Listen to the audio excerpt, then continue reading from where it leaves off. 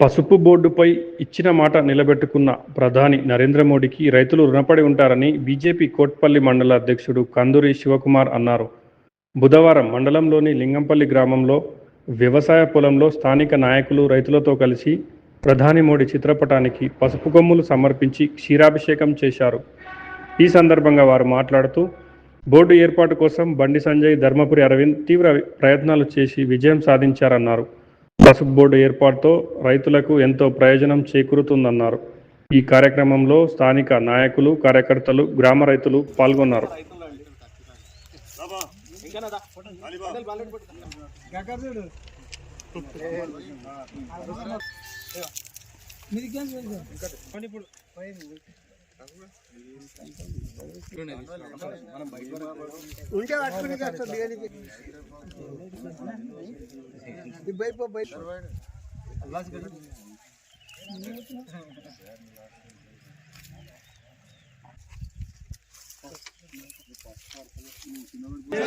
భారత్ మాతా key Narendra Modi గారి నాయకత్వం.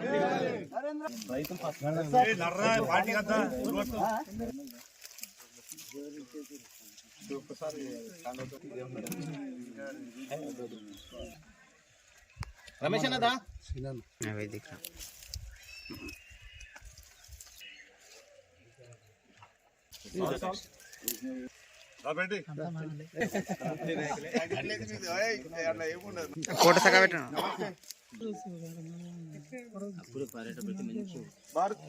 ఇక్కడ మనకు తెలంగాణకు పసుపు బోర్డు వచ్చిన సందర్భంలో మనం నరేంద్ర మోడీ గారికి ధన్యవాదాలు తెలిపే కార్యక్రమానికి ఒక పిలుపుతో విచ్చేసినటువంటి మండల కార్యకర్తలకు, రైతులకు, సీనియర్ నాయకులకు ప్రతి ఒక్కరికి కోట్పల్లి మండల బీజేపీ శాఖ తరఫు నుంచి స్వాగతం, అలాగే ధన్యవాదాలు.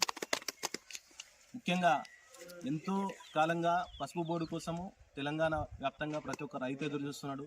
దీనికోసం ఎట్లా అంటే అరవింద్ గారు కనిపిస్తే ఢిల్లీలో భయపడే పరిస్థితి అయిపోయింది. ఎందుకంటే కనిపించగానే పసుపు బోర్డు అడుగుతాడని చెప్పేసి పట్టు వదలని విక్రమార్కుడి వలె అరవింద్ గారు పదే పదే గుర్తు చేస్తూ మనకు సంక్రాంతి కానుకగా ఒక రైతుల పండుగ నాడు మనకు పసుపు బోర్డు రావడం జరిగింది.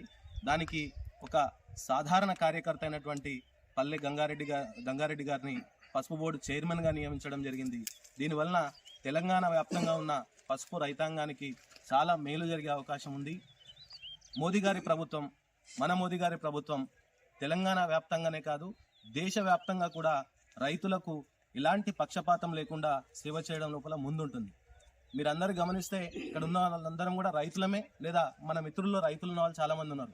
ఒక 8-9 ఏళ్ల క్రితము ఒక ఎరువుల బస్తా కావాలంటే పొలం పనులు విడిచిపెట్టేసి, పొలం దగ్గర పనులను ఎక్కడ విడిచిపెట్టేసేసి చెప్పులు లైన్లను పెట్టుకొని ఎరువుల బస్తాల కోసం వారం 10 రోజులు ఎదురు చూసే పరిస్థితి ఉండే. ఇవన్నీ కూడా బ్లాక్ మార్కెట్ అంతా తీసేసి ఆ ఎరువులకు వేపపూత కోటింగ్ రావడం వలన ఇవాళ ఏమైందంటే ఎరువులు బ్లాక్ మార్కెట్కి వెళ్లకుండా చూస్తున్నాం. ఇవాళ మీరు బస్తా ఎరువు పైన చూడొచ్చు, 4,000 ఉంటుంది, మనకు 1500-1600 వస్తుంది. దానికి కారణం ఏంటిదంటే ఆ సబ్సిడీ నరేంద్ర మోదీ గారి ప్రభుత్వము మనకు అందజేస్తుంది. అయితే ఇంతకుముందు ఆ వేపపూత లేకుండా ఉండడం వలన ఆ 4,000 అసలు ధరకు కెమికల్ ఫ్యాక్టరీలకు బ్లాక్ మార్కెట్కి తరలి వెళ్ళిపోయేది. ఇప్పుడు ఆ వేపపూత రావడం వలన ఎక్కడ బ్లాక్ మార్కెట్ వెళ్లకుండా సీదా డైరెక్ట్ రైతులకే వస్తుంది. మరి అదేవిధంగా PM కిసాన్ ద్వారా గతంలో 6,000 ఇచ్చేది, చాలా మంది అన్నారు. మొన్న 10,000 రూపాయలు పెంచగానే చాలా మంది అన్నారు ఇదే ఎలక్షన్ ముందు పెడితే ఇంకొక 20 సీట్లు మనకు బీజేపీకి పెరిగేది అని కొద్దిమంది అన్నారు. అయితే మోదీ గారి ప్రభుత్వం ఎలక్షన్ స్టంట్లు చేసే ప్రభుత్వం కాదు.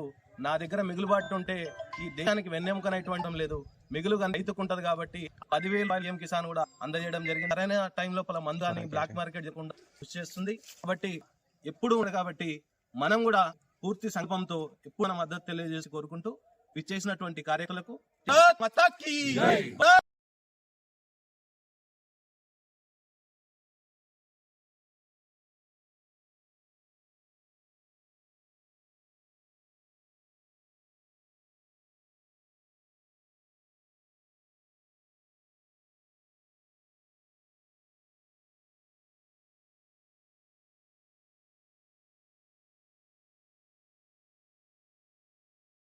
నేటికి శ్రీరాముని గుడి ప్రతిష్టాపన నేటికి సంవత్సరం కరెక్ట్గా. ఈ మంచి కార్యక్రమాన్ని మనము ఈరోజు జరుపుకోవడానికి చాలా గర్వపడాలి.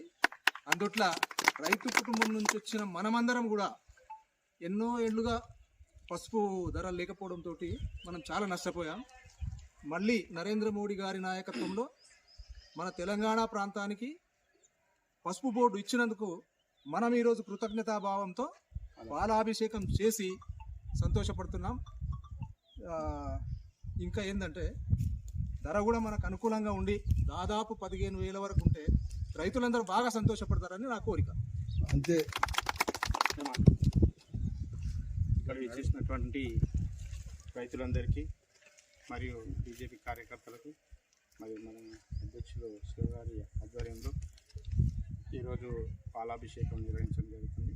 ఎందుకంటే భారతదేశంలో ఎన్నో విజయాలు సాధించిన క్రమంలో ఇది పెద్దది, చాలా పెద్దది, రైతులకు మాత్రం చాలా పెద్దది. నిజామాబాద్లో ఇది స్థాపన జరిగింది. సంక్రాంతి కానుకగా మన అరవింద్ గారి ఆధ్వర్యంలో ఆయన కూడా చాలా కష్టపడ్డాడు. ఎనలేని కృషికి ఫలితం అని చెప్పి నేను సభాముఖంగా తెలియజేస్తున్నాను. ఈరోజు నరేంద్ర మోడీ చాలా ఘన విజయాలు సాధించిండు.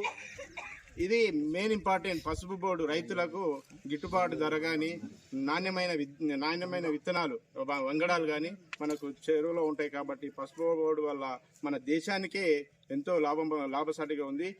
మహారాష్ట్రకు వెళ్ళేటువంటి ఈ పసుపు బోర్డును తమిళనాడుకు పోయే దాన్ని మన తెలంగాణకు తేవడంలో అరవింద్ గారు మనకు కృషి, మరి మన నరేంద్ర మోడీ గారి కృషి అని చెప్పి నేను సభాముఖంగా తెలియజేస్తూ ముగిస్తున్నాను.